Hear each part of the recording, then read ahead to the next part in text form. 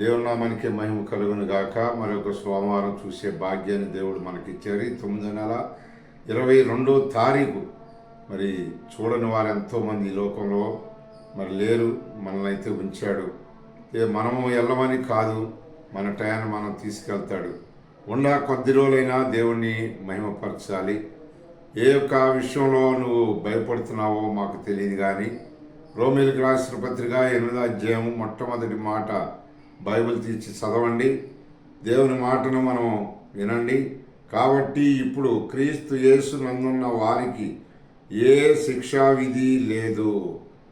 చూడండి దేవుని బిడ్డలారా, యేసు క్రీస్తు నందును ఉంటే నీ అందు ఆయన ఉంటాడు.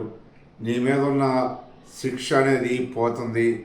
నీకు గొప్ప రక్షణ వస్తుంది.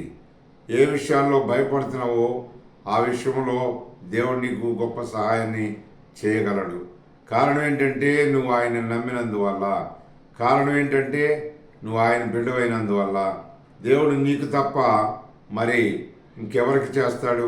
కనుకనే దేవుని వైపు చూడండి, దేవునికి హృదయం ఇవ్వండి, దేవుని మాటకు ఎళ్ళవేళ్ళ కూడా సమయం ఇచ్చి ఆయనతో నడవటానికి ఇష్టపడండి. దేవుడు అప్పుడు మిమ్మల్ని, మీ కుటుంబాన్ని, మీ బిడ్డల్ని, మీ సమస్యలన్నీ కూడా సాల్వ్ చేసి అత్యధికమైన సంతోషం మీకు ఇస్తాడు. దేవుడు అట్టి రీతిగా మిమ్మల్ని సిద్ధపరచును గాక. ఆమేన్.